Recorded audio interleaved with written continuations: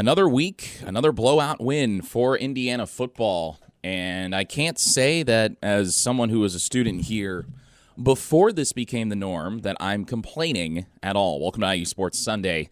Nick Rodecap with you on this final Sunday in October. Man, time flies when you're having fun. Happy to be with you, and we will get right to the elephant in the room. Indiana football beat the snot out of UCLA yesterday, 56-6, and I remember on the student media outlet, the Hoosier Network's Pack the Rock podcast that all of us football beat reporters go on every Wednesday. I went on record and I said UCLA had a chance to compete in this game. I took the bait from UCLA beating up on Big Ten teams that entered yesterday with a combined conference record of 1-8. I took the bait and I said UCLA might even win this game. Boy, was I wrong. Boy, was I wrong. I think there was a lot of hype around UCLA when it upset Penn State a few weeks back. People are thinking, oh man, this team controls its own destiny for the college football playoff.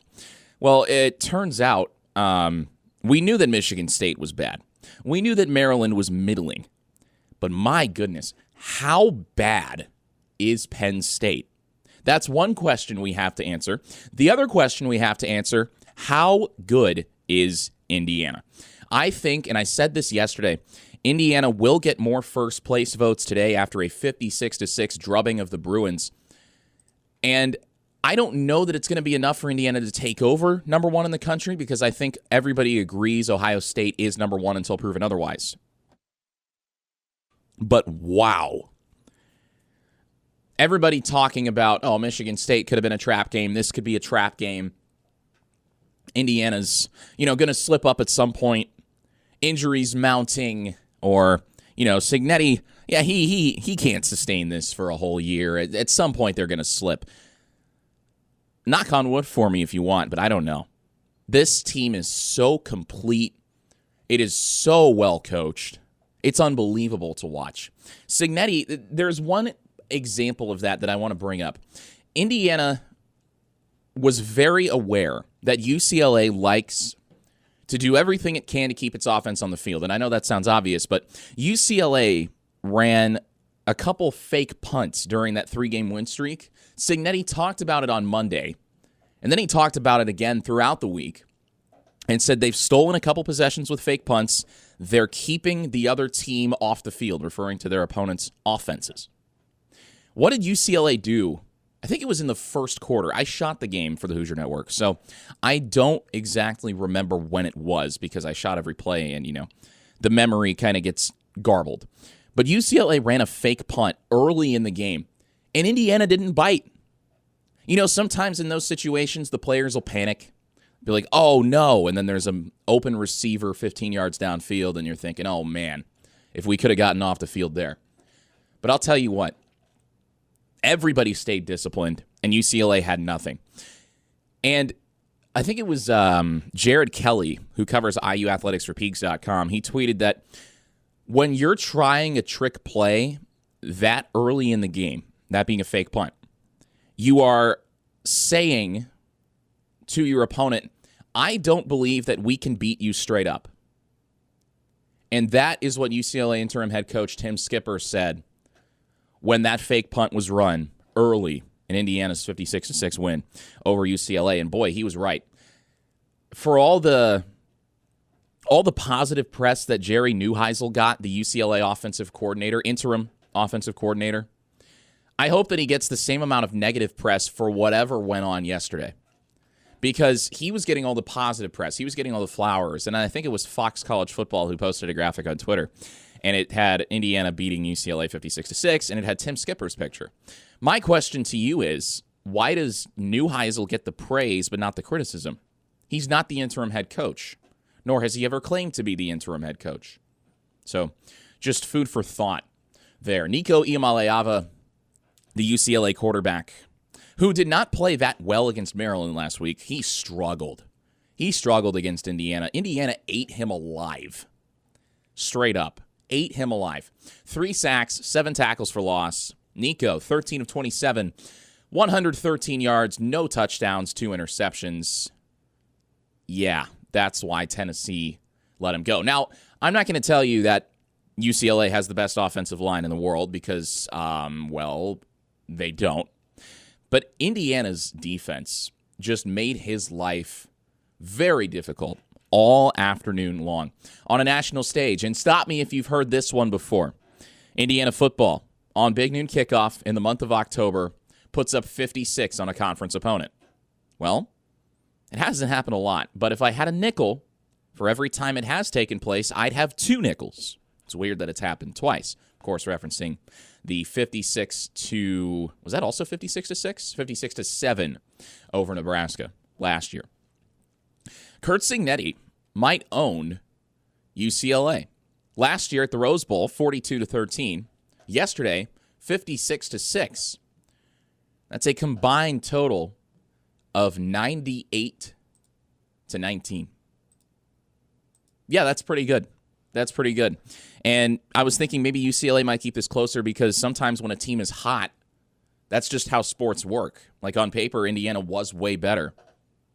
But I'm thinking UCLA's won 3 in a row. I know that they've beaten bad teams, but sometimes all you need is a little bit of belief. And no, Indiana does not care for your power of friendship. Fernando Mendoza, the Indiana quarterback, still a Heisman Trophy candidate. Efficient-ish yesterday. I was shooting the game, and when you're on the field with a video camera, sometimes it's difficult to see why things are or are not working. And I was thinking, okay, Mendoza, 7 incompletions, that's a lot for him. Only 168 yards, but he did throw for 3 touchdowns, and he rushed for another. He also threw a pick, but that ball was batted at the line of scrimmage, so take it with a grain of salt. Mendoza said after the game that Elijah Surratt and Omar Cooper were both double-teamed on every single dropback. He said they were doubling them all the time, UCLA was. And to UCLA's credit, that part of the defensive game plan worked. Surratt, 2 receptions for 6 yards and a touchdown. Omar Cooper, 2 receptions for 2 yards. Yeah, that worked. The problem is UCLA gave up 262 yards on the ground. Indiana, 4 rushing touchdowns, 2 from Roman Hemby, 1 from Fernando, and 1 from Alberto. Both of the Mendozas got in on the action. E.J. Williams, and this is what Fernando said, when you're doubling 2 receivers, you can do the math, that means one guy is going to be left one-on-one, and that one guy was E.J. Williams. E.J. Williams, 5 receptions, 109 yards, 2 touchdowns, including a 62-yard pitch and catch on a scramble drill from Fernando Mendoza. And I am very happy for E.J. Williams. I am so happy for him because that guy he's been through the ringer as far as college football goes. But Williams eclipsed 1,000 yards for his career as a college wide receiver yesterday with his triple-digit performance, 109 yards. He averaged 21.8 yards per reception. Williams also, believe it or not, has already set a new career high for receiving yards and receiving touchdowns in a season. This is a guy who began his career catching passes from Trevor Lawrence in 2020 at Clemson. That was his best season up until this year. E.J. Williams, 12 games, 306 yards on 24 catches in 2020. A pair of touchdowns. This year, through 8 games, Williams, same amount of catches, 24, 321 yards, and 5 receiving touchdowns. And if you remember, Williams was hurt for a little bit last year and decided that he wanted to redshirt to preserve his eligibility. And Curt Cignetti told him, okay, well, if you want a redshirt, we're going to have to ask you to hit the portal. And Williams said, okay, went to the portal, and then Cignetti was like, hey, wait a minute. Do you still want to come back? Because we want you to come back. And Cignetti talked about E.J. Williams after the game.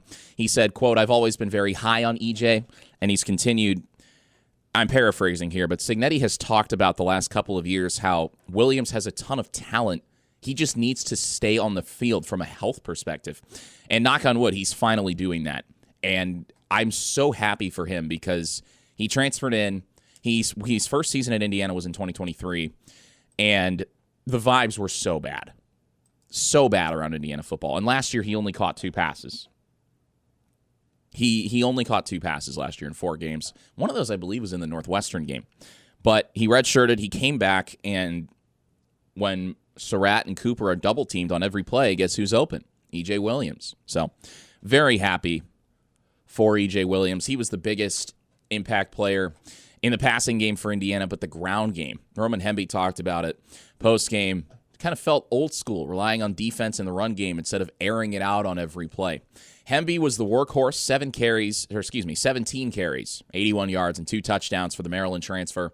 And he told us that he's not used to the stands being this full, the atmosphere being so raucous every single home game, but he's happy to be a part of it. And, well, I guess that's an indictment on the current state of Maryland football. And we'll get to that because Indiana's next opponent is Maryland on November 1st. Kalen Black, 7 yards per carry, 10 attempts, 70 yards. No touchdowns for him. Kobe Martin, 9 for 26. And, of course, the Mendoza brothers each rushed for a touchdown while averaging over 9 yards per carry, which is very impressive considering they're both quarterbacks. Defensively, Indiana, the pick 6 from Aiden Fisher. Fisher was out for the bulk of the game wearing a brace on his knee. And Cignetti said that it was more of a precautionary thing because you're winning by 30, 40, 50 points. There's no reason to try to risk injury there. But it's kind of concerning the way the injuries have started to pile up for Indiana because it didn't really happen last year. The only big injuries that Indiana had were to Curtis Rourke and Drew Evans, the offensive lineman who tore his Achilles before the Michigan game.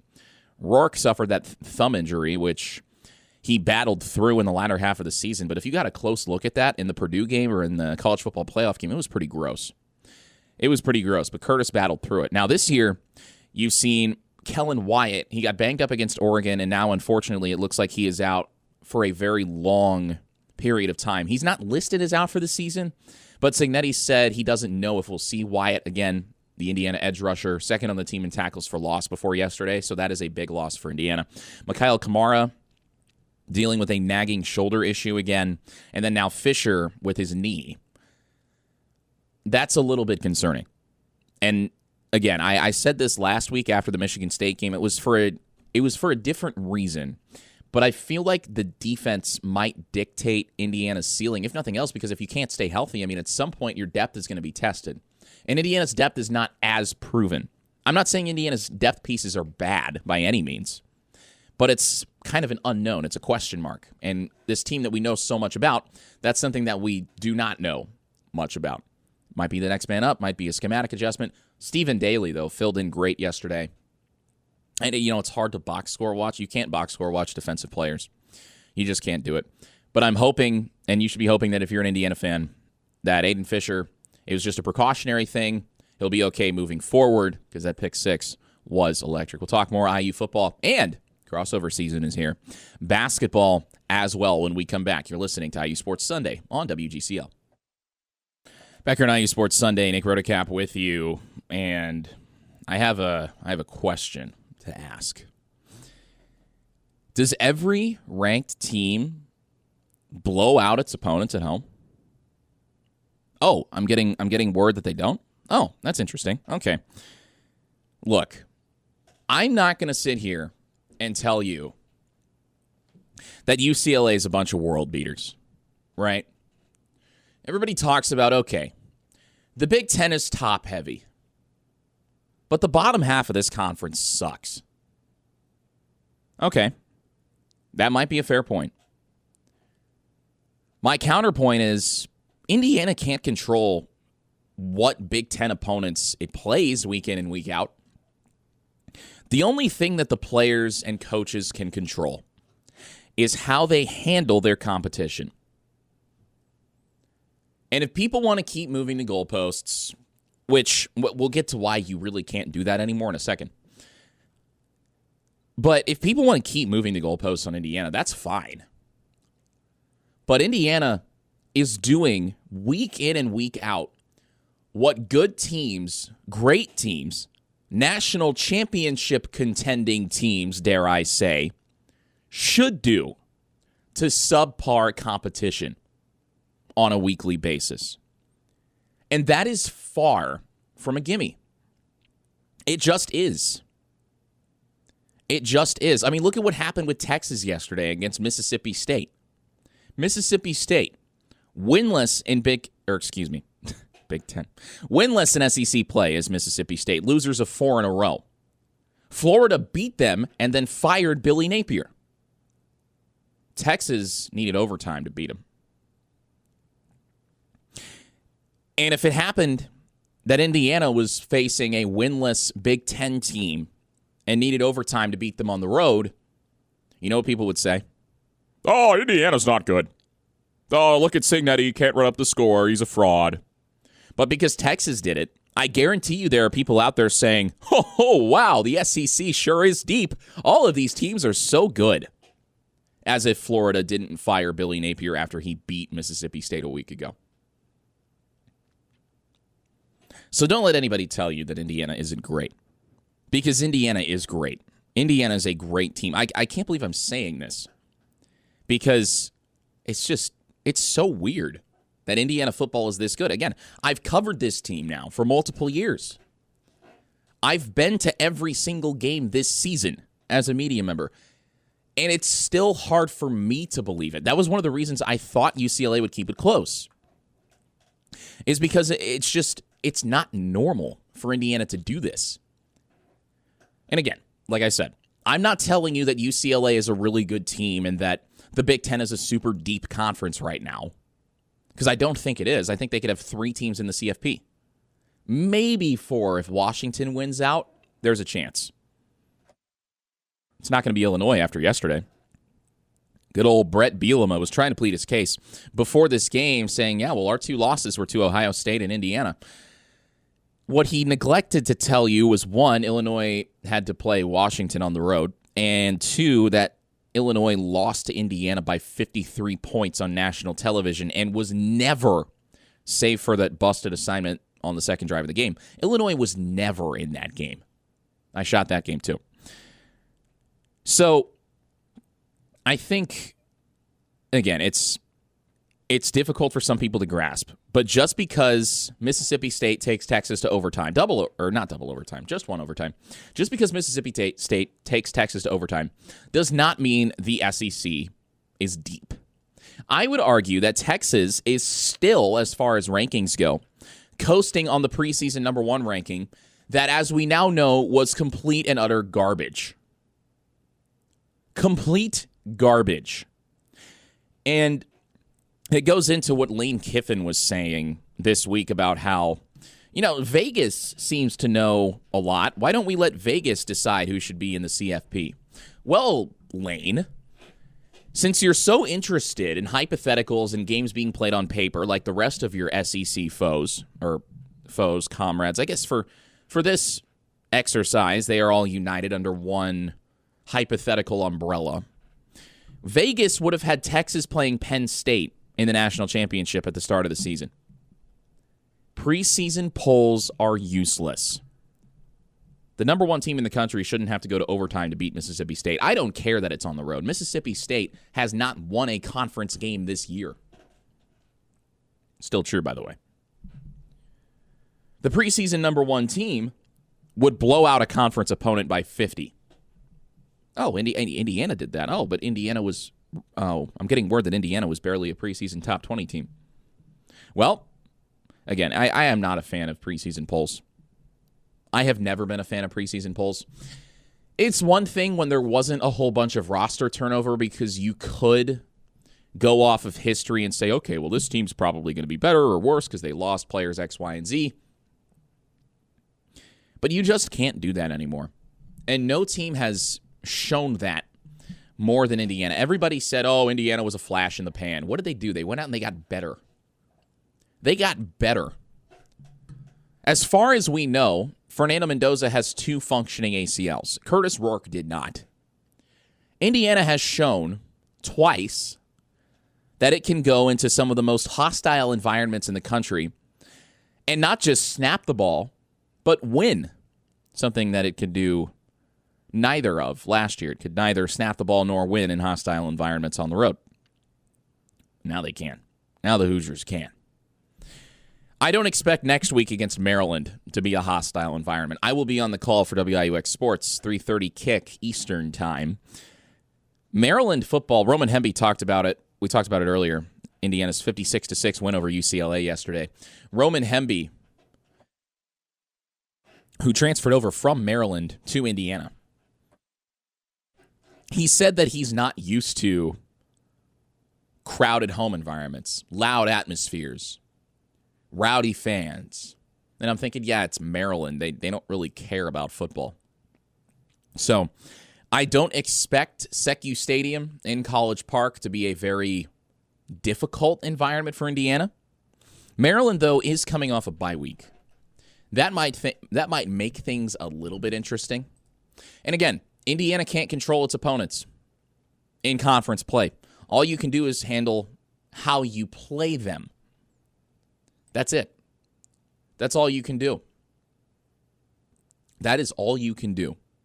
Maryland led by freshman quarterback Malik Washington, who has put up some pretty good numbers, especially for a true freshman.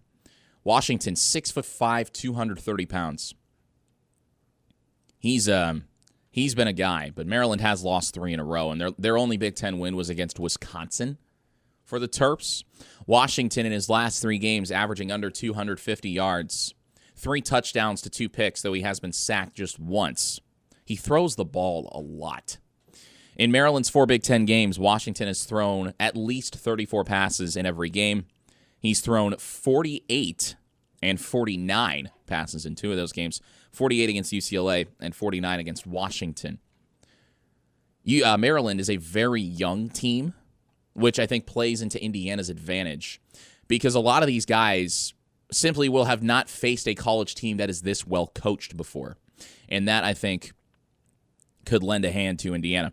Very different is the Maryland team from that which came to Bloomington last year. Very, very different. And there's no Billy Edwards Jr. at quarterback.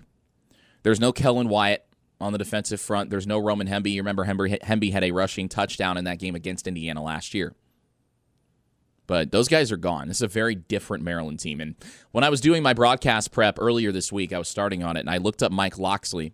The first suggestion was Mike Locksley fired. So that tells you how Maryland fans feel about their head coach. I would expect IU fans to travel very well for this game because I know when we were booking our flights, we were flying into D.C., and the flights are pretty cheap. IU fans traveled well to Oregon. I would expect them to travel well to Maryland. If nothing else, because their team has a chance to start the season 9-0 for the second consecutive year. And this time, there's a very real chance, I cannot believe I'm saying this, that Indiana can go undefeated in the regular season. And then they'd likely get another crack at Ohio State. But I feel like Ohio State has only gotten better. Only gotten better. Julian Sayin is a Heisman candidate. Their defense, the Buckeyes, is the best in the country. The best in the country. There's no way to slice it. It just is. The best defense in the nation. It would be by far the toughest nut to crack, pun intended. Ohio State on a bye did not play yesterday. 5.9 points allowed per game. Indiana 4th in the country at 11.6. But man, Ohio State is really, really good. A long way to go. Long way to go. Over a month until the Big Ten Championship in Indianapolis at Lucas Oil Stadium. But as a student media member, that would be the highest profile game I've ever covered. I would say higher profile than the CFP last year, just because you kind of had a gut feeling that Indiana didn't really have a chance in that game. And that turned out to be the case. But man, that would be really fun. And IU basketball plays Louisville on the same day. Could be an all-time day on December 6th in the Circle City. You're listening to IU Sports Sunday.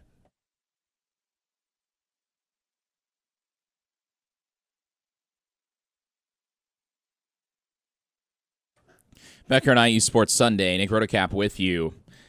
Turns out it's hard for teams to win at Kinnick Stadium. Iowa scored 40 points. Wow. Hawkeyes killed Minnesota 41-3 last night. Iowa 6-2 on the season. I thought Indiana detractors were saying that Iowa wasn't good and only beating them by 5 points on the road wasn't impressive. Not true, as Curt Cignetti tweeted once upon a time in September 2024. It's hard to win at Kinnick. Everybody knew that Indiana game at Kinnick would be tough. And the more Iowa wins, the better that win looks for Indiana. Yeah, it was 20-15. Yeah, Iowa missed a potential go-ahead field goal. I think it was a go-ahead field goal attempt. Yeah, a go-ahead field goal attempt in the final 3 minutes. Indiana won. That's what great teams do. You find a way to win, even when you're not at your best. And the recency bias thing kills me. Just flat out kills me. Because after Indiana kills UCLA on national television, guess what everybody goes back to? Oh, talk to me when you beat a real team. As if Indiana doesn't have the best win in the country this year. Going on the road to Autzen Stadium and beating Oregon. And if you actually watched the game against Oregon a couple weeks ago, Oregon's offense had nothing in the second half. Nothing. They got dominated by Indiana's defense. Straight up. They did. Indiana's defense, I talked about Ohio State as one of the best defenses in the country.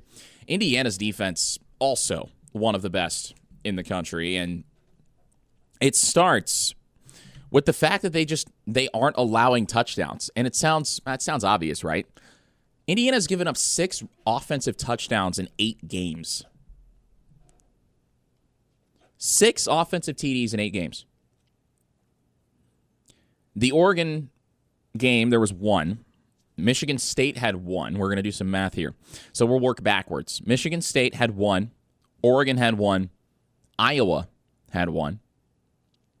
Illinois and 2 against Old Dominion. That's it. 6 offensive touchdowns allowed in 8 games. There was a pick 6 in the Oregon game, of course. That's not an offensive touchdown. So, the only team to score multiple TDs on offense against Indiana in the same game was Old Dominion. And Curt Cignetti said after that game way back in week 1 that nobody in the building was pleased with how they played. Because both of those offensive touchdowns came on the same play. It was a zone read and somebody missed an assignment. Is that good? I think that's pretty good. And you got to consider, too, that at the end of yesterday's game, the second team defense was on the field. Shout out Jeff Utzinger, Cathedral High School, class of 22. The second team defense was on the field. And they didn't give up a touchdown. That's good. That's not exactly rocket science, but that's really good. Defense wins you championships, plain and simple. Indiana, part of the reason why they struggled last year, you think about the Ohio State game. They struggled in that game. There was, I believe, off the top of my head, it was a 3rd and 35. Ohio State gained 25 yards and then converted on 4th and 10. It might have been more than 25 on that 3rd down. But the defense couldn't get off the field at times. And great teams like Ohio State, they took advantage. You think about the Notre Dame game. Indiana was not as good in the trenches as Notre Dame. Jeremiah Love ripped that 98-yard touchdown run that flipped the tide early because there was a busted assignment on the edge, and Jeremiah Love is arguably the best running back in college football now. But I feel like, and I was thinking about this yesterday, I would love for Indiana to have had last year's schedule this year just to see at Ohio State what that game would be like this year. And again, that's why I'm excited about the prospect of an Indiana-Ohio State Big Ten championship game. But also, it would be really funny if Michigan beat Ohio State to end the regular season, and Indiana went undefeated, and then I think they would probably get a rematch against Oregon, but I'm not sure. That would be really funny. That would be really, really funny. But yeah, I think Indiana's defense now, I mean, you think about the big plays. 2 of those touchdowns in conference play were on missed assignments, miscommunications in the secondary that Luke Altmaier and Dante Moore respectively took advantage of. But really, that's the defense's only glaring weakness. It seems like on a week-to-week basis, they didn't have any of those breakdowns yesterday, if I remember correctly. And again, I'm shooting the game, so it's difficult for me to recall. But that's the only thing that would concern me against, say, Ohio State, because Julian Sayin, as far as we know, is good enough to where he can see those busts in coverage and take advantage of them in a heartbeat. And I'm excited. If we get there, there's a long way to go, but if we get there, what that Big Ten championship game could look like. Crossover season, we talked about it earlier, but Indiana basketball has another exhibition game today. 1 p.m. at Gainbridge Fieldhouse against Baylor. And you think about the Baylor Bears, they lost a big piece from last year's team. Not just a big piece, one of the best players in the country, VJ Edgecombe. Edgecombe had a historic NBA debut, putting up the most points by a rookie in his debut in, I think, about 40 years or something. It was kind of ridiculous. There is one crossover between Indiana and Baylor. James Goodis, a walk-on guard, transferred to Baylor. But there is very little, if any, turnover from the Baylor roster last year to this year. In fact, I don't recognize a single name on here. Now, I might be wrong, but I remember listening to a lot of Baylor games last year because I like their broadcaster, and I don't recognize a single name on this roster. So Baylor is indeed in a very similar spot to Indiana in terms of roster construction. The only difference is that the roster turnover did not come about because of a fired head coach like it did at Indiana. Fired, let go, whatever. We're splitting hairs. But I don't see a single returner from last year for Baylor. So Scott Drew probably also has a lot of things to figure out at the helm of the Baylor Bears, the 2021 national champions. I'm interested to see how Indiana stacks up just against a power conference opponent. I know it's an exhibition game, and I know you have to take everything with a grain of salt because it's an exhibition, and Indiana beat Tennessee on the road in an exhibition last year, and then we saw how those respective teams' seasons played out. Just, not great for Indiana. But, man, people were high on them after the Tennessee exhibition. So keep that in mind. Regardless of today's result, so much will change from now until mid-February, early March for both teams. But one thing I do want to know about is whether or not Indiana is going to shoot from outside at the same rate against Baylor as it did against Marion. Marion, an NAIA school, but Indiana, 12 of 20 from 3 in the first half of that game, finished 15 for 30. So the shooting cooled off a little bit in the second half, but you were playing the walk-ons for part of that, so you, again, take it with a grain of salt. And this is why actually watching the games instead of box score watching them is important. Indiana very successful from 3 with the starters in there in the first half. So I'm curious what that looks like today. Are they going to play fast? Are they going to play up-tempo, push the ball, take a lot of threes, make a lot of threes? Tucker DeVries and Trent Sisley were very successful in the exhibition. You think back, they were a combined 9 for 11 from 3. Sisley a perfect 4 for 4. Both DeVries and Sisley had 23 points in that game. Tucker DeVries shot a lot early. Sam Alexis had a sneaky double-double, 13 points and 10 rebounds, which you would expect because Alexis is really the closest thing Indiana has to a true point player, a true post player right now. That's another question about this team. What is it going to look like in the paint? Because you're going to have games where the three-point shot just doesn't fall. Can you still find a way to win? Sam Alexis is Indiana's tallest player at 6'9". Baylor has a couple centers 6'10" or taller. Jocelyn Bodo from Cameroon at 6'11" is their tallest player. He's a High Point transfer. I'm curious to see what that looks like today, the matchups in the paint for both teams. That game at 1 o'clock at Gainbridge Fieldhouse. It'll be on Big Ten Plus, which means some of my friends in student media will have the call. I don't know. I don't think WIUX is doing anything because we just named the crew. Indiana's regular season play begins a week from Wednesday against Alabama A&M. That is on BTN. And then the day after the Penn State football game in State College, Indiana basketball heads to Chicago to take on Marquette at the United Center. That is going to be a good early season test. I'm glad that they're finally playing tough opponents in the non-con because, man, it's kind of annoying having to wait until December for meaningful basketball to be played. You're listening to IU Sports Sunday. Back here on IU Sports Sunday, Nick Rotocap with you. You know, there's another head coach that generated a lot of buzz when he was hired, and oh boy, Deion Sanders. What happened to Colorado last night? I went to bed pretty early, but my goodness, Utah, 53-7? Colorado had -8 total yards to Utah's 365 in the dying stages of the first half. It was 43-0 at halftime. Utah was outgaining Colorado 398 to -18. Colorado had -41 rushing yards, and Utah had 260. So, remember when Dan Lanning said that Colorado was playing for clicks and Oregon was playing for wins, and then went out there and walloped Colorado? Yeah, that's he was right about Colorado. I don't know that Oregon was playing for wins because Lanning took his shirt off on College game day and then lost to Indiana. That seemed like he was playing for clicks. I don't know.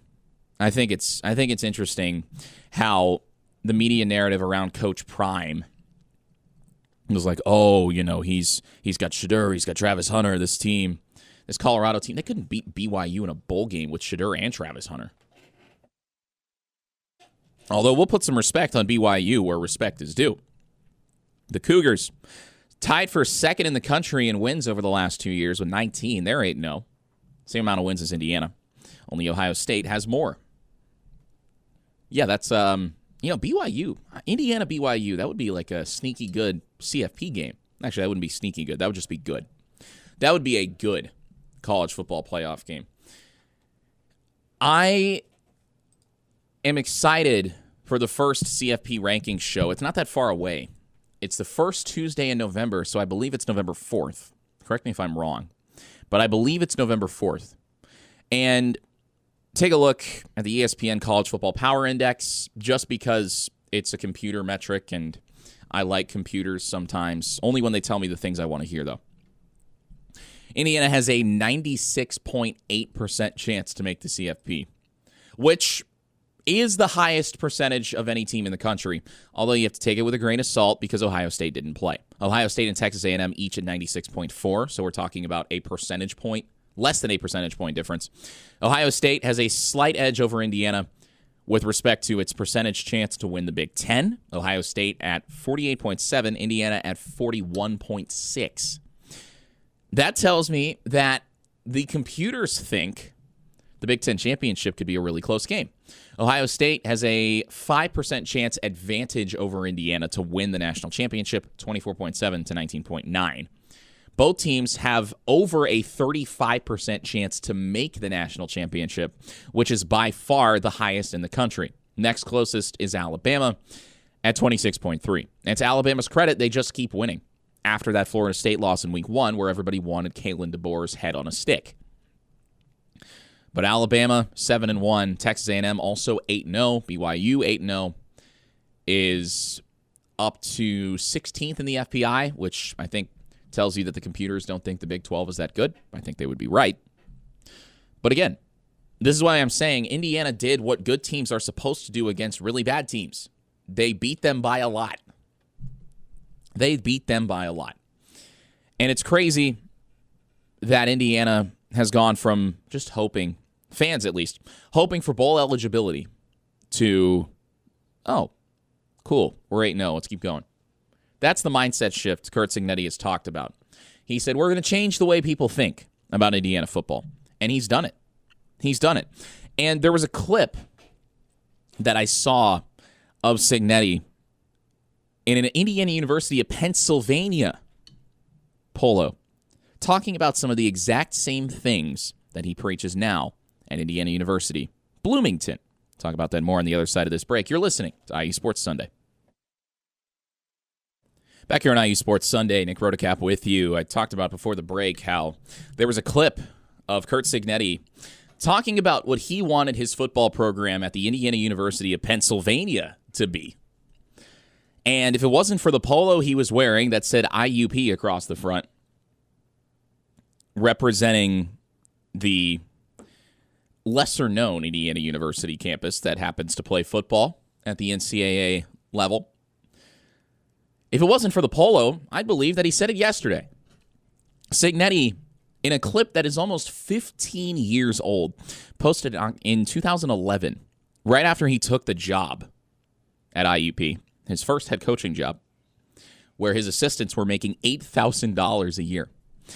Cignetti talking about how he wants his players to buy into the process, show up to the facility, and improve every day. How he wants them to play physical and relentless football. He didn't say fast, physical, relentless, but he said physical and relentless football. But he said he also wanted his players at Indiana University of Pennsylvania to be the smartest players, to have discipline, and ultimately to be the team that opponents look at on the schedule and say, oh no, we've got to play these guys. He said that almost 15 years ago. He's preaching the exact same stuff at Indiana University Bloomington that he did at Indiana University, Pennsylvania. The exact same stuff. He also said in that video, which is on the Indiana University of Pennsylvania YouTube channel, you can watch it for yourself right now if you want. He also said, I just completely drew a blank. I forgot what I was going to say. He also said that every play has a life of its own. 6 seconds of play. We want to play each play the same, regardless of the competitive circumstances, regardless of the score. He said we want to play first play to last play. Each play has a life of its own, and he said you've got to have a short-term memory in this game. He said it's a physical game. This guy, Curt Cignetti, has been living that philosophy, all of those things. Smart, disciplined, poised. Maybe he added the fast a little bit later, but physical, relentless. Each play has a life of its own, playing the same level of intensity regardless of the score. He's been preaching that his entire head coaching career, and maybe before that, likely before that. It's just that there's no interview of him that I can find.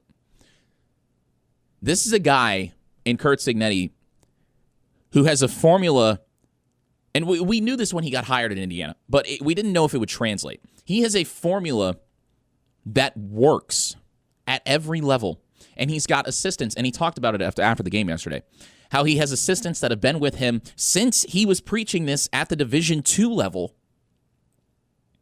He has assistants that have been with him that understand how he operates. He said, we all speak the same lingo.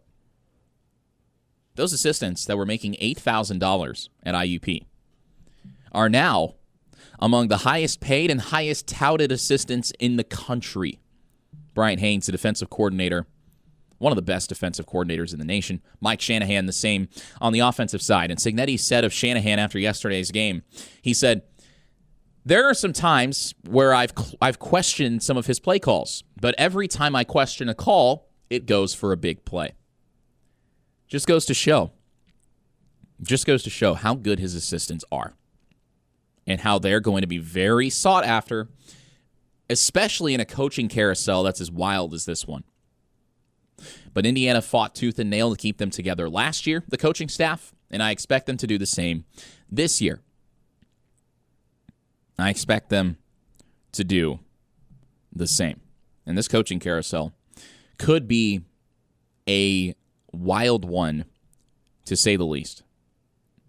I mean, you're talking about a bunch of jobs that are already open, the highest among them, of course, being Penn State, which, yeah, sorry, Penn State. No, not going to be Cignetti. But, man, it's you can tell by covering the team, by going to the press conferences every week, not just Cignetti, but the players as well. You can tell that everybody is on the same page. And Cignetti talked about in the IU Pennsylvania video, which again was posted nearly 15 years ago on the IUP YouTube channel. It's got like 3,000 views. You could tell that he stressed in that video the importance of everybody buying in, the players buying in, and then not just the players, but the administration as well. He talked about in that video how the university, when he got there, he assessed the program and found that they were not able to offer the then Division II maximum of 36 scholarships. They were at like 22. And he said, I'm not making excuses. I'm never making excuses for the outcome on the field. But he said, that's a fact of life. And he went on to talk about how if we want to compete, he's talking about IUP, if we want to compete for championships, which ultimately we do, we need the resources to offer the maximum amount of scholarships because you're recruiting against other schools in the same part of the country. Does that sound familiar at all? Not scholarship-wise, but resource-wise. I think it does. I think it sounds very familiar to what Cignetti was talking about with respect to the resources that Pam Whitten and Scott Dolson have given him to make Indiana football a contender in the Big Ten and on the national stage. It's the same thing. The difference is, I don't think he had to push as hard for those resources, because I think the university showed very quickly the commitment that they were willing to make to Cignetti because he was a proven winner. And they've continued to increase that commitment, and it's in his contract now. It's in his contract. The assistants are always going to be paid among the best in the country. Cignetti's compensation, he's the third highest paid coach based on average annual value in all of college football. Indiana has some of the deepest NIL pockets in the country, which I think caught a lot of people by surprise. But those are the same things that he was pushing for at the Division II level. Everybody buys into the process. We play physical. We play fast. We play smart. Every play, regardless of the competitive circumstances, is at the highest level of intensity. That's why when Indiana's up 63-10 on Illinois, 66-0 against Purdue, that's why he looks angry on the sidelines all the time. That's the process. Him preaching that constant level of intensity. That's why when Indiana was playing Indiana State and Fernando Mendoza missed a read on an option play, he made the wrong decision with the ball, even though he gained yards by keeping it himself, Cignetti yelled at him on the sideline. It's because he expects the highest level of performance from all of his players, regardless of the score, regardless of the opponent, regardless of the situation. And it's really easy to preach that as a coach, but it's another thing to get the players to buy in. Omar Cooper talked about it earlier this week, pregame media before UCLA. Cignetti talks about stalking complacency, never satisfied. Omar Cooper said, hey, if we come out of practice and we feel like we've done something, Cignetti's going to be hard on us. And he continued, but he's going to coach us to the level that he knows we can play at. And he's going to make sure that we're focused on the next game, because that is the big thing. Keep the main thing the main thing. That's another thing that Cignetti preaches. And again, it sounds like coach speak. And it's one thing to say it, but it's another thing to get the players to buy in. And that's what Cignetti, at least if the on-field product and what the players say is anything to go by, that's what Cignetti has done at Indiana. We talked about no self-imposed limitations, right? That was why he had to be so outwardly confident and at times arrogant last year, because he needed to get the message across. Indiana can be a really good football team. It was not when he took over. It was not. It was far from it. Far from it. Far from it. But he said Indiana can be really good. Oh, how are you going to sell it to recruits? Indiana's been terrible. 700 losses, blah, blah, blah. I win. Google me. Why do you think so many players followed him over from James Madison? It's because they knew what he was about as a head coach. And as Indiana continues to win at this level, those recruits, the class of 26, 27, down the road, they're going to see Indiana as a destination for college football. And look, I know the historical success of the basketball program makes Indiana a basketball school. But I'm kind of sick of people saying, oh, IU's just a basketball school. Football's a nice little thing. Cignetti, I think, is sick of it too. He's made Indiana into a football school. I think this is the least anybody, at least on the student side, this is the least anyone has cared about basketball in a really long time, certainly since I've been here. And I was here, I was a student in the fall of 2022. That was the Trace Jackson Davis, Jalen Hood-Schifino year. We couldn't get to basketball fast enough then. I was in Assembly Hall when Trace Jackson Davis had a triple-double against Nebraska. We couldn't wait for basketball season. Oh, what's Woody got for us this year? Well, as it turns out, he had a second-round exit to Miami. Miami was good that year, though. They made the Final Four. But Cignetti has turned this place into a football school. That's just how it is. Indiana in the past, yeah, basketball school, no question. Now, especially considering the lack of success the basketball program has had really in the last 10 years, if not going back even further, back to maybe 2012, 2013, Indiana's a football school now. Curt Cignetti brought the same philosophy from the Division II level to the Big Ten. Brought the same assistants with him, too. And it's working. You want to talk about a guy who bet on himself and it paid off. Cignetti's the poster child. You're listening to IU Sports Sunday.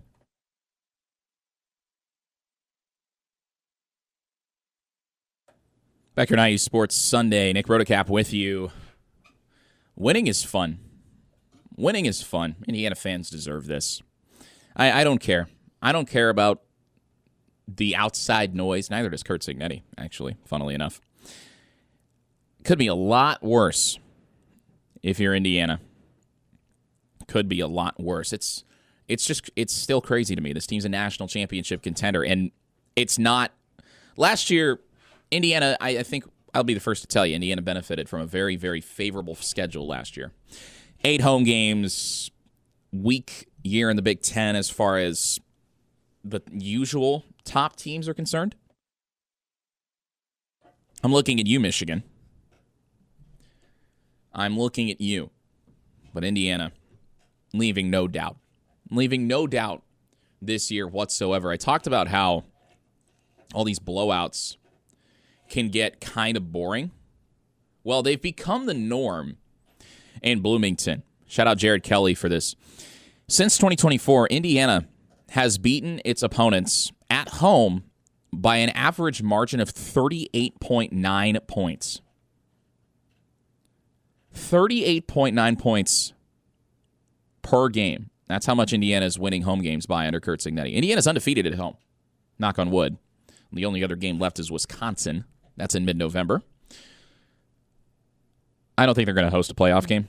I think they're going to get a bye. And then we're probably off to the Rose Bowl, which is crazy. A long way to go. I'm trying to get the future plans straight in my head. And it's crazy how fast this turnaround has taken place. Because if you think back to when IU would play Memorial Stadium, before Cignetti, outside of, well, off the top of my head, the Cincinnati game in 2021. Oh, was it Ohio State in 15? When Ohio State won by 1 score? It was Ezekiel Elliott when he was there, I think? And there's a handful of games where this is an exception. Michigan 1987, 86, 87, something like that. When they beat them, it was 14-10. I think it was 87. I was not alive in 1987, so forgive my ignorance. But save for those huge games, nobody was at all scared of coming to Bloomington. Nobody. Nobody. IU used to take the full stadium panorama picture during the Ohio State game, whenever Ohio State would come to Bloomington. So every 2 years when the Big Ten had divisions. Not because there were that many IU fans there, but because the place was sold out and there was a lot of red. You read between the lines, a lot of that red was Ohio State fans. They still have one of those pictures up in the facility. And you can see, I think there were a lot of, actually, Ezekiel Elliott jerseys in the crowd. But you just don't look at it too closely and say, oh, wow, Memorial Stadium sure is full. There's some other jerseys in there, too, but a lot of Ohio State fans. You think about, I think it was a couple years back, may have been my freshman year, 2022, when Michigan came to Bloomington. That game was on Big Noon Kickoff, as I recall. I was sick that day, so I couldn't go. And Indiana got blown out. That was just kind of the norm. If Indiana was on a big stage, it wasn't because they were good, with the exception of, Cincinnati in 21. Iowa in 21. Yeah, that went well. I'm glad Indiana finally shook the Kinnick Demons, at least for a year. But Indiana was on a big stage. It was likely because of who they were playing. Rather than, oh, look, Indiana's playing. Let's go to that game, said no big pregame show ever. I'm kind of disappointed College Game Day didn't show up this year. I don't think they're going to for Wisconsin, let's be honest. It's just the way Indiana's schedule shook out. They showed up for Oregon, and Indiana won. That counts. But College Game Day had never hosted a Saturday show from Bloomington until last year. Opponents and their fans used to come to Bloomington and say, oh, wow, nice city, easy win. I'll make the trip. It's an hour from the Indianapolis International Airport. Yeah, why not? That's not the case anymore, man. Memorial Stadium, there are some flaws. For example, the press box is horrible, and covering other Big Ten football games has taught me that. But there are few places that I would be more scared to go into as an opposing player than Memorial Stadium in Bloomington. Just because, one, nobody's won at Memorial Stadium as a road team since, would it have been Michigan State in 23? The last home game of Tom Allen's tenure, if memory serves me correctly. I'm gonna fact check myself because I want to get it right. Yeah, Michigan State. November 18th, 2023. 24-21 over Indiana to win the old brass spittoon. Indiana's last two losses of the Tom Allen tenure were by a combined 7 points. And if you go back to the week before that against Illinois, last three losses by a combined 10 points. Last four by a combined 16. Last three by 10. Illinois, Michigan State, Purdue in 2023. Memorial Stadium has now turned into one of the toughest places to play in the Big Ten. It's no Horseshoe. It's no Big House. I would say it's no Happy Valley, but Penn State's not good. When Penn State is good, Happy Valley is a very tough place to play. I'm not denying that at all. I'll be the first to tell you that being in that stadium as an opposing player for a whiteout would be terrifying, although Oregon seemed to handle it okay. But now, Memorial Stadium is a house of horrors. You look at the screen grabs of opposing head coaches, Brett Bielema, Sharon Moore, staring at the ground, hands on their knees. Man, they're stumped. I didn't see anything about Matt Rule when Nebraska got the brakes beaten off of him here.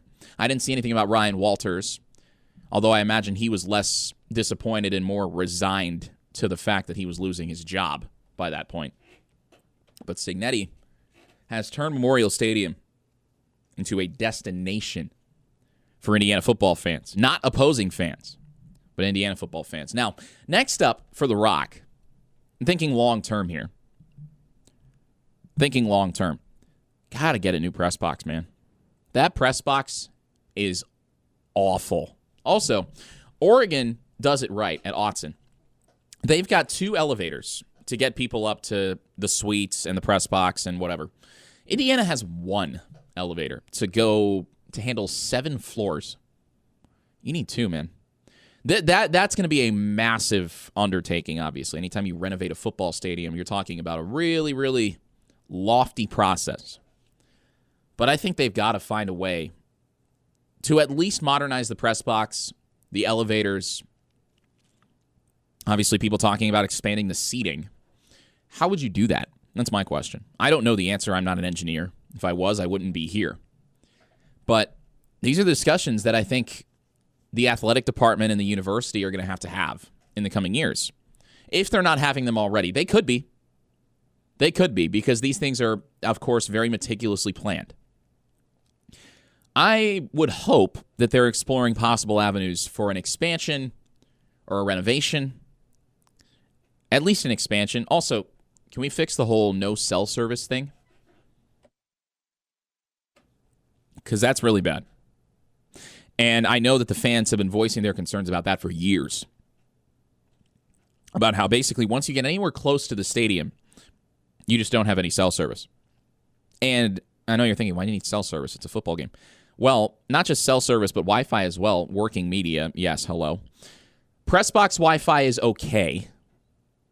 The photo room Wi-Fi is actually better. But these are the discussions you're going to have. Indiana hasn't lost at home in nearly 2 years, which is crazy. Crazy to me. Their only loss is under Cignetti, national champion, national championship runner-up. Is that good? People are asking. I think yes. I think yes. I'm thinking now about what Indiana's best college football playoff route would be. Because we know that last year, the teams that got the bye, things did not go great for them. Things did not go great at all for them. And I'm wondering, is there a chance that Indiana falls flat after the bye? Maybe. I don't know.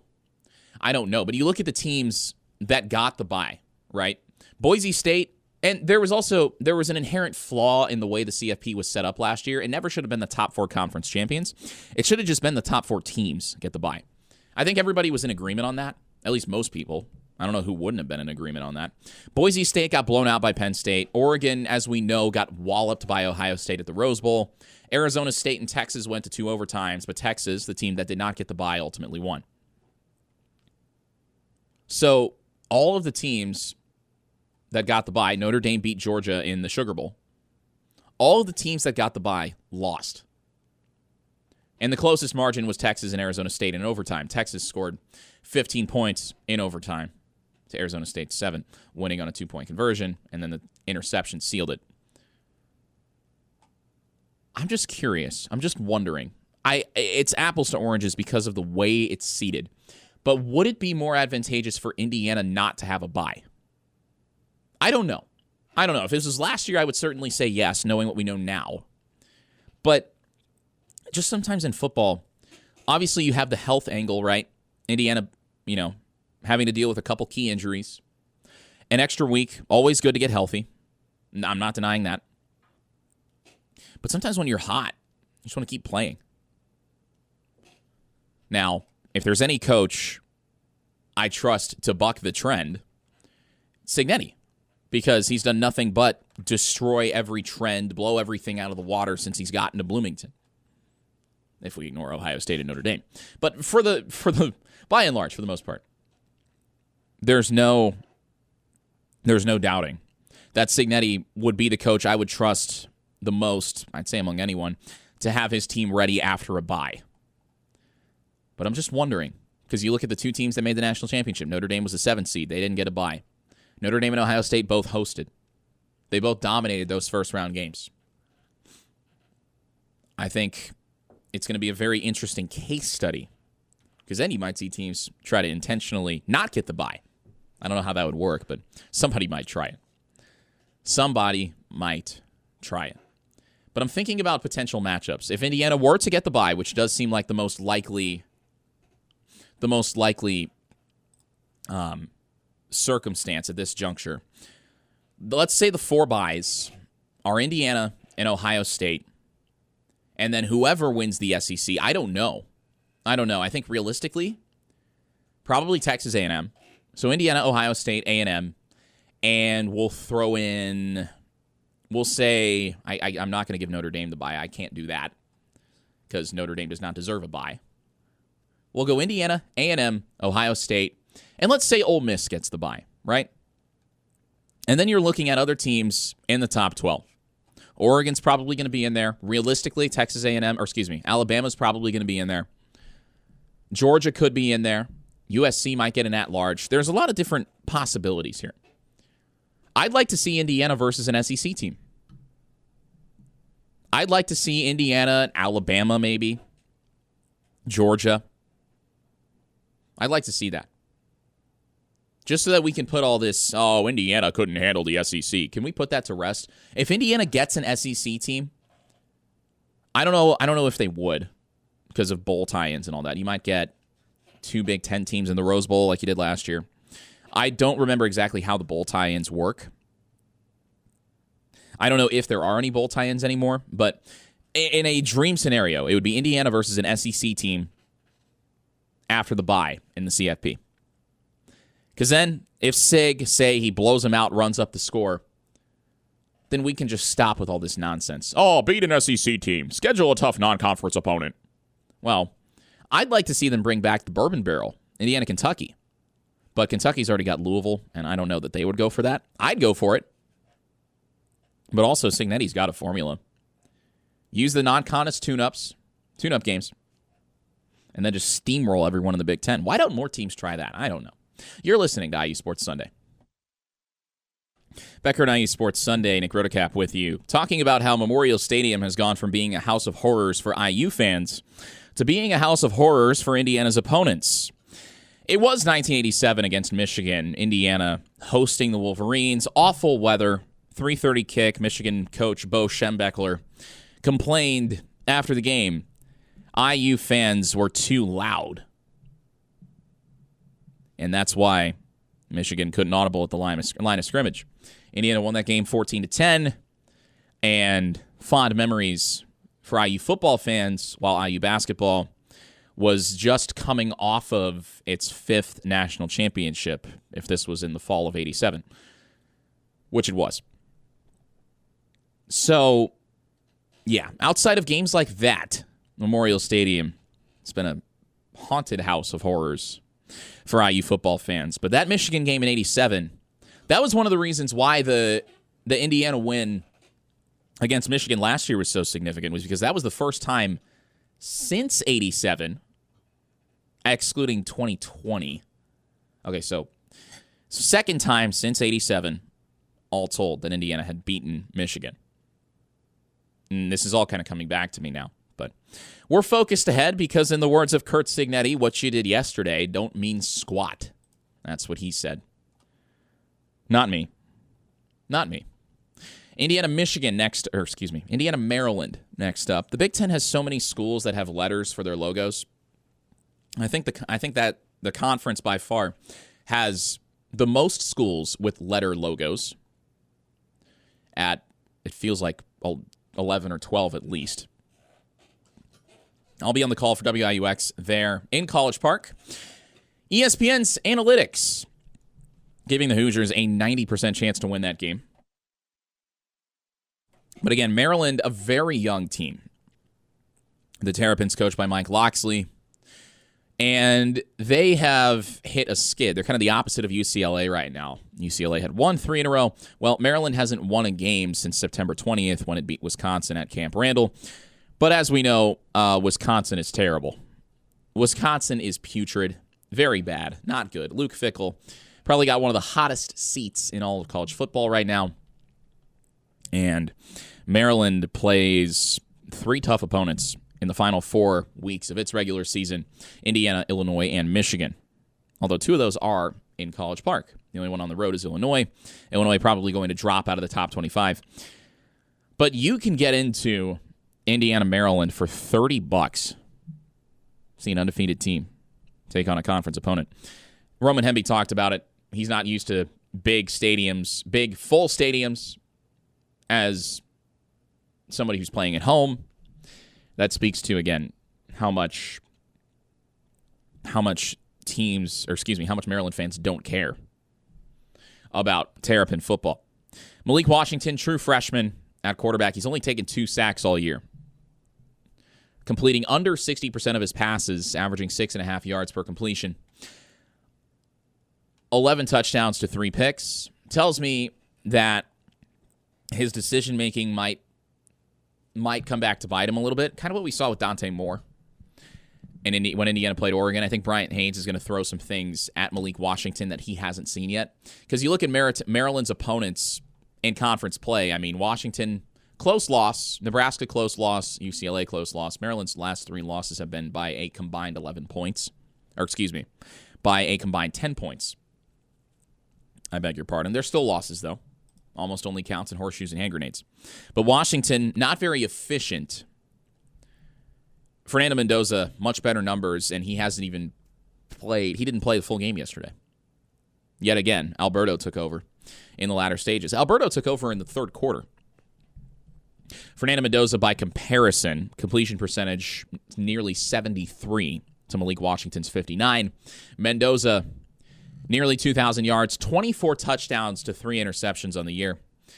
Mendoza is doing what Curtis Rourke did last year in that he's threatening just about every single season quarterback record that Indiana has. And I don't know that he's going to pass Nate Sudfeld or Richard Lago. Both of them over 3,300 yards in a season. Mendoza's at 1,900 through 8 games. It would be tough. Not impossible by any means, but I think it would be tough, especially because Indiana has shown. Mendoza didn't even put up eye-popping numbers yesterday. Under 200 yards passing. He accounted for 4 touchdowns. But Indiana doesn't need him to throw for 350 yards a game. And I'll tell you, he's the last guy who would give a hoot about what records he breaks. He just wants to help the team win. He's a good leader. He can be a good game manager when he has to be. He can air it out when he needs to, but he doesn't have to. He doesn't have to. And I think that's what makes Indiana so dangerous. They can beat you in so many different ways.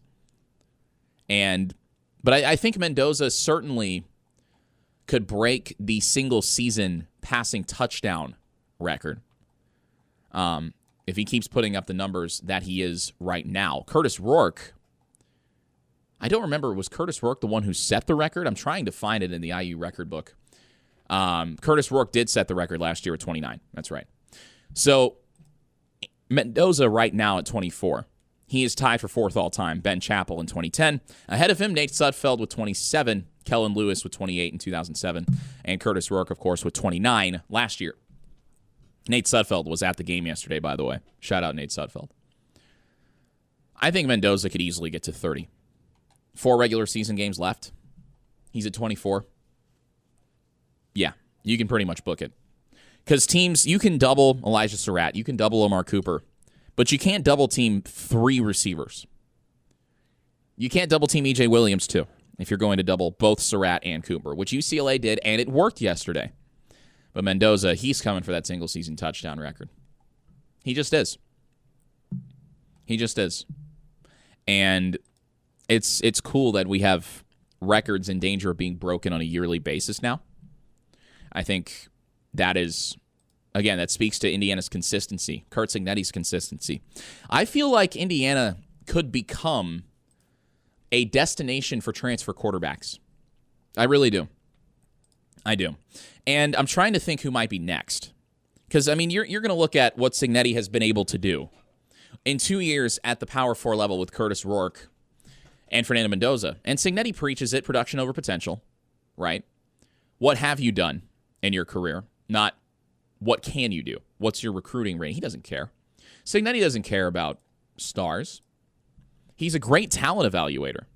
He recruited Mark Ingram and Julio Jones to Alabama. He knows a thing or two. I think a name to keep an eye on might be Drew Mestemaker, the North Texas quarterback. 6'4" freshman out of Austin. Mestemaker, eye-popping numbers this year. Similar touchdown-interception ratio as Mendoza. 21 touchdowns, 4 picks for Mestemaker. Fernando, by way of comparison, 24-3. Mestemaker, of course, put up one of the greatest performances by any FBS quarterback in a long time. 608 yards on 76% completion percentage, 4 touchdowns, as the Mean Green walloped Charlotte 54-20. Drew Mestemaker, you might be an Indiana Hoosier. I don't know if Kurt Cignetti likes recruiting the state of Texas. I mean, he recruits a lot from Pennsylvania, Virginia, that area, of course. Maryland, just because of his time at JMU. Mestemaker, he might be a name to watch for Indiana in the portal next year at quarterback. Also another one to watch, and Big Ten fans know him well, Aiden Childs. Childs has a ton of talent. A ton of talent. He just hasn't been able to put it together, I think largely because of the situation that he's in. Michigan State in a tough spot right now as a program. Jonathan Smith also might be on the hot seat. Childs transferred to Michigan State. He followed Smith there from Oregon State. Hasn't gone the way he's wanted it to. Michigan State fans, pretty upset. Mark D'Antonio, those days are long over. Childs, veteran. He's got talent. He played pretty well against Indiana, all things considered. Kind of like Roman Hemby did last year. For Maryland, I think Cignetti might try to get Childs. Or Drew Mestemaker. Maybe both. Who knows? Who knows? But I would not be surprised if Indiana goes after either Mestemaker or Childs in the portal, because those guys have shown that they can produce, and Cignetti likes production over potential.